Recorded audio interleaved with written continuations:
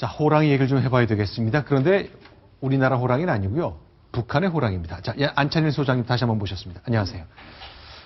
북한에 우리 호랑이가 살고 있습니까? 살고 있다는 소리 많은데 네. 그 가능성이 이제 그 백두산 지구, 해안 뭐 그쪽에 그다음에 또 저쪽 왕제산에 있는 온성군 지구 여기는 이제 혁명 전적지이기 때문에 인간인의 그 접근이 어렵습니다. 그러다 북한에서는 사냥꾼이라는 게 거의 없습니다. 그렇기 때문에 호랑이가 서식한다는 소문이 상당히 많이 돌고 있습니다. 자, 이렇게 호랑이 얘기를 꺼내는 이유가 있거든요. 러시아 사람들이 북한에 와가지고 북한 내에 살고 있는 호랑이를 연구한다는 게 그게 무슨 얘기입니까? 그 러시아가 이제 호랑이 분야에 상당히 관심이 많은데 그 러시아산 호랑이가 이제 중국을 거쳐서 북한에도 드나들고 백두산 지구에 살지 않는가 그래서 많이 나와서 그 동물 학자들이 연구하고 있습니다. 네. 자, 근데 북한에도 동물 연구하는 사람들 뭐 꽤 있을 것 같은데. 우리처럼 민간이 이렇게 그 연구학자들은 없고, 뭐 대성산 동물원이나 이렇게 국가에서 관리하는데 일부 연구자가 있지만 아무래도 동물 분야는 이렇게 우리처럼 발달이 안 돼 있어서 체계적인 연구학자는 많지 않은 걸로 알고 있습니다. 자, 북한의 호랑이. 최근에 꽤 오래전입니다만 공개된 영상을 보니까 호랑이랑 사자랑 싸움을 붙인다. 이걸 중계한다? 이게 좀 어떻겠어요? 그 동물 보호론자들이 동의하기 힘든 것 같은데 어쨌건 북한 TV에 중계가 된 적이 있거든요. 그거 같이 보면서 얘기를 좀 나누겠습니다.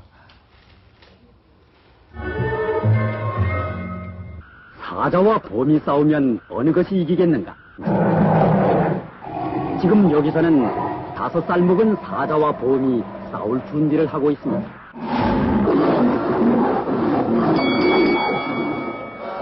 곰이 먼저 타격을 합니다. 드디어 싸움은 시작됩니다. 곰이 번개같이 후려칠 때의 순간적인 힘은 무려 800kg나 됩니다. 곰이 달려들 때마다 사자는 아가리를 벌리며 넘어지곤 합니다. 아무리 보아야 사자가 약한 것 같습니다. 짧은 순간에 사자의 면상을 연속 후려갈깁니다. 역시 용맹스러운 곰의 자세입니다. 그래서 사람들은 사자보다 곰을 더 좋아하는 것 같습니다. 자, 호랑이가 이긴 건데 좀 궁금한 게 있습니다. 혹시요, 제 생각에 틀리길 바랍니다만 동물, 맹수를 다룰 때도 북한에서는 민족주의가 개입하는 겁니까? 저런 민족주의 색채가 있고요.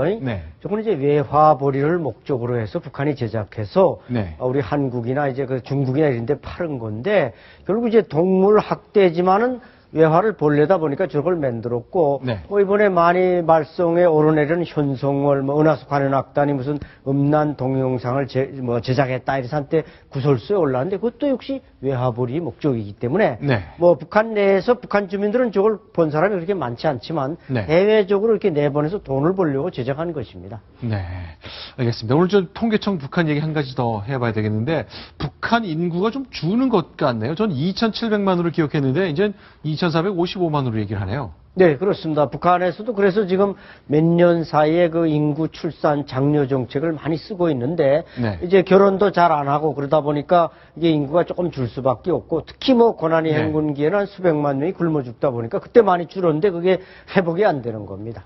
네. 자, 무역 규모 뭐 많이 작은 건 저희가 알겠고, 이동전화 가입 전수도 보니까 100명당 11대는 있나 보네요. 예, 이것이 아마 280만 대로 우리가 이제 통계를 낸 모양인데, 또 최근에 이제 국정원이 공개한 자료에는 그보다 100만 대가 더 많은 370만 대로, 그래서 한 14.5%가 핸드폰을 가지고 있다. 그러니까 이제 공식적으로 가지고 있는 것과 또 북한도 이제 대포폰 뭐 이런 게 많다 보니까 그걸 다 토탈 내지 않았기 때문에 이것은 제가 볼 땐 조금 실제 보유대수보다 좀 적게 나타난 것 같습니다. 북한에도 대포폰이라는 게 있어요? 그러니까 대포폰이라면 전화기 한 대가 사람 이름에 딱 1대1로 매치가 돼야 되는데 그렇지 않고 남의 이름으로 한 차명폰 이런 걸 얘기하는 거죠? 그렇죠. 이제 북한 전화기라는 게 중국식과 비슷해서 이제 칩을 꽂으면 누구 전화기든 갖다 자기가 사용할 수 있는 이렇게 시스템이 돼 있다 보니까 대포폰 같은 게 상당히 많습니다.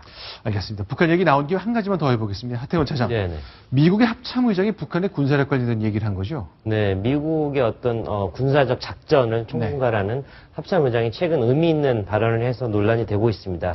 최근에 북한의 어떤 탄도미사일, 사이버전의 역량을 볼 때 분쟁이 벌어졌을 때 단순히 한반도에 멈추지 않는다. 한반도에 멈추지 않고 그게 바로 미국, 중국, 일본 등 주변 강대국에도 어떤 그 파급 효과가 있을 수 있기 때문에 거기에 대해서 공동 대응을 해야 된다는 그런 발언을 내놨습니다. 자, 안 소장님께 한 가지 더 여쭤볼게요. 이제 그동안 모란봉 악단 관련해서 그동안 좀 왜 돌아왔을까 얘기했는데 이제 국가정보원이 어제 국회에는 보고를 잠깐 한 것 같은데 그 내용은 좀 정리 좀 해주세요. 네, 그게 이제 말하자면 현송월이가 뭐 공산당 측에서 좀 우상 숭배하는 노래는 좀 빼자 그랬더니 현송월 단장이 이제 점 하나, 토시 하나 우리는 바꿀 수 없다. 이렇게 이제 강경하게 맞서면서 충돌했다는데 어느 정도 가능성이 있는 게 이 시진핑 주석을 비롯해서 그 고위층들이 뭔가 그 개인 숭배에 대한 트라우마가 있지 않습니까? 그렇죠. 실제로 시진핑 주석의 아버지 시중신도 문화대혁명 때 이제 하방돼가지고 강제노동을 했고, 그러니까 아마 여기서 충돌했다는 말이 맞는 것 같은데, 그렇다고 해서 뭐 현송월이가 철수하라 이렇게 했다는 건 조금 이제 그 곡해된 것 같고, 거기 이제 단자이나 뭐 이런 사람들이 현송월이가 앞장서서 철수해야 된다니까 그냥 덩달아서 과잉 충성이 발휘돼 가지고 보따리를 싼 것 같습니다. 자, 김정은 찬양. 결국 중국의 최고위층 지도부에게도 이제 김정은 체제를 세뇌시키고 주입시키려고 했다는 것. 자, 이 외교 관계에서 상상하기 어려운 일인데 결국 베이징에서 벌어지고 말았습니다. 자, 안 소장님과 관련된 얘기 나눠봤습니다. 고맙습니다. 네, 감사합니다.